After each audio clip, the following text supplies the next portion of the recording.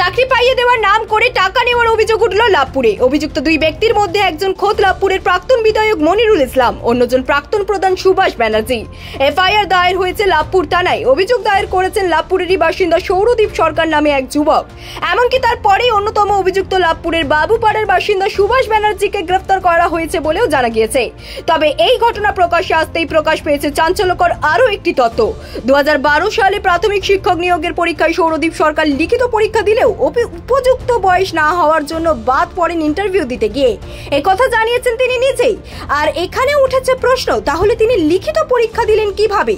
তবে সৌরদীপ সরকার অভিযোগ জানিয়েছেন অভিযুক্ত সুভাষ ব্যানার্জি তার প্রীতিবন্ধু, আর সেই সুযোগে তার বাবার থেকে প্রথমে দফায় 2.5 লক্ষ, পরে প্রাক্তন বিধায়ককে সঙ্গে নিয়ে গিয়ে আরো 5 লক্ষ টাকা নেয়। কিন্তু ইন্টারভিউ বাদ পড়ার পর সেই টাকা আর ফেরত পাওয়া যায়নি।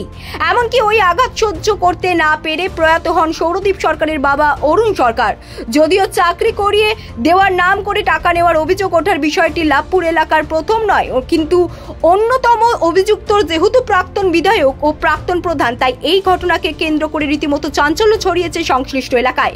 যদিও দুজনেই সেই সময় যে রাজনৈতিক দলের হয়ে নির্বাচনে লড়ে বিধায়ক ও প্রধান হয়েছিলেন, সেই রাজনৈতিক দল অর্থাৎ তৃণমূল কংগ্রেসের ব্লক সভাপতি তরুণ চক্রবর্তী দাবি করেছেন ওদের সঙ্গে দলের কোনো সম্পর্ক নেই। বিগত কয়েক বছর ধরেই শিক্ষক ও বিভিন্ন নিয়োগ সংক্রান্ত দুর্নীতির অভিযোগে সমগ্র রাজ্য তোলপাড়।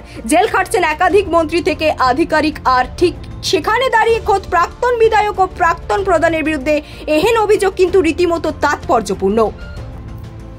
সমস্যা এটাই যে আমার 2012 সালে টেট পরীক্ষার জন্য আমাকে বসার জন্য প্রলোভন দিয়েছিল সুভাষ ব্যানার্জি, এবং আমার বাবাকে দিয়েছিলেন, যে বাবাকে বলেছিলেন যে তোর ছেলের চাকরি করে দেবো।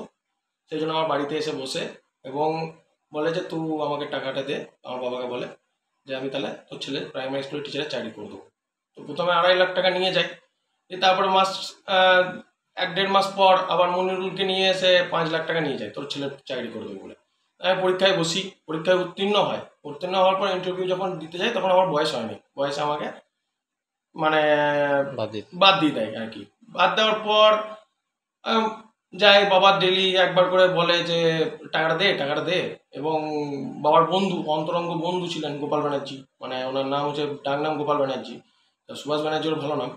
তো টাকা দেবো যে তখন দেখাতো মনিরুল, এবং মনিরুল তখন আর কি আপনার বিধায়ক ছিলেন। এবার বাবা সাহস করে কিছু বলতেও পারে নাই, সেই আতঙ্ক। এবং 2018 সালে 16 নভেম্বর যখন বাবা মারা যায়, মানে এই শোকে দুঃখে, মানে ছেলের চাকরি হলো না, টাকাটাও গেল, এই শোকে দুঃখে যখন বাবা মারা যায় 2018 সালে 16 নভেম্বর, তারপরে আমরা 26 ডিসেম্বর 2018 সালে আমি, মা, আমার মাসির ছেলে সুভাষ ব্যানার্জি এরা কলকাতা যায়। তখন মনিরুল ইসলাম সল্টলেক সেক্টর 5-এ যখন ফ্ল্যাটে বাড়িতে থাকতেন, তখন গিয়েছিলাম, গিয়ে আমাদেরকে হুঙ্কার দিয়ে ওখান থেকে তাড়িয়ে দেয়। আমরা চলে আসি। আর যতবারই আমি সুভাষ ব্যানার্জিকে বলি যে টাকাটা ফেরত দেওয়ার কথা, ও তখন মনিরুলকে দেখায়। আমি প্রশ্ন করি যে তোমাকে কি মনিরুলকে দেখে আমি তোমাকে টাকাটা দিয়েছি? আমি তোমাকে টাকাটা দিয়েছি, তুমি আমাকে টাকাটা ফেরত দাও। এবং টাকাটা না দেওয়া, কোনো দেওয়ার নাম বন্ধ করছে না। শেষ মুহূর্তে আমার ধৈর্যের বাঁধ ভেঙে গিয়ে আমি থানায় কমপ্লেন করলাম, মানে প্রশাসনের দ্বারস্থ হলাম। থানা থেকে কোনো স্টেপ নেওয়া হয়েছে? থানা থেকে স্টেপ বলতে ওনারা এনকোয়ারি করেছেন, আমি এফআইআর জমা দিয়েছি, আমাকে এফআইআর কপি দিয়ে গেছেন। এবং আজকে রিসিভ কপি একটা কোনো ডকুমেন্টস আছে নাকি প্রাইমারি যে টাকাটা লেনদেন হয়েছিল সেটা। আমি বলেছি সবটাই তো ক্যাশে হয়েছিল এবং আমার বাড়ি থেকে হয়েছিল সবটাই, কি করে আর প্রমাণ থাকবে? এছাড়াও আগে কাউকে জানিয়েছিলেন? মানে জানিয়েছিলাম বলতে আমরা কাউকেই জানাই নাই। মানে ধরুন তখনকার দিনে বিধায়ক তিনি ছিলেন মনিরুল ইসলাম, তার উপরে কি করে কথা বলবো? ওনারা এক হুঙ্কারেই সব শেষ হয়ে যেত। আমরা আমাদের পরিবারে কেউই আর কি কোথাও কমপ্লেন দরজ করায় নাই। এখন কমপ্লেন করেছে? হ্যাঁ, এখন কমপ্লেনটা করেছি আমি। যে দুজনের নাম বললেন তারা একজন প্রাক্তন বিধায়ক আর একজন প্রাক্তন প্রধান। বেশ কয়েক বছর ধরে তাদের সঙ্গে দলের কোনো সম্পর্ক নেই, দল ছেড়ে দিয়েছে, তারা দল করে না। এবং সেই সময় ওরা আগে যে টাকা নিয়েছে, কে অভিযোগ করছে, পুলিশ তদন্ত করছে, তদন্ত করে যেটা হবে সেটা হবে। এর সঙ্গে আমাদের কোনো বিষয় নেই, আমাদের দলের বর্তমানে আমাদের দলের সঙ্গে এখন সম্পর্ক।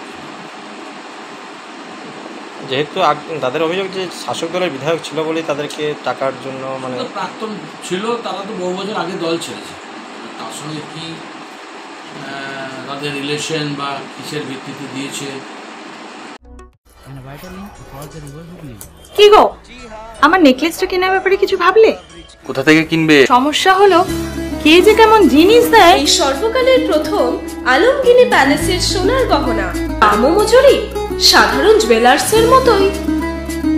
প্রচুর চোখ ধাঁধানো নিত্য নতুন এক্সক্লুসিভ গহনার ডিজাইন, যা আপনাদের মন কাড়ার মতো। বাহু, অন্নপ্রাশন অথবা যে কোনো অনুষ্ঠানে আপনার পছন্দ মতো গহনা অর্ডার নেওয়া হয়।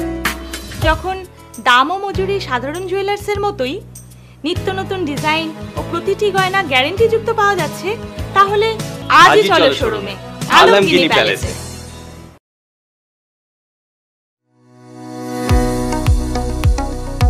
কোতুলপুরে সর্বপ্রথম এমআরআই পরিষেবা যুক্ত 110 বেডের মাল্টি স্পেশালিটি হসপিটাল হল মেডিকেয়ার জেনারেল হসপিটাল।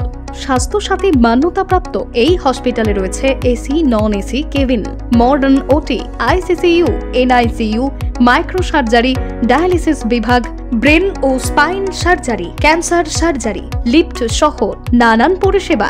এছাড়াও রয়েছে সিটি স্ক্যান পরিষেবা যুক্ত নিজস্ব ডায়াগনস্টিক সেন্টার, ডক্টর চেম্বার্স, ওষুধের দোকান সহ 24 ঘন্টা অ্যাম্বুলেন্স পরিষেবা।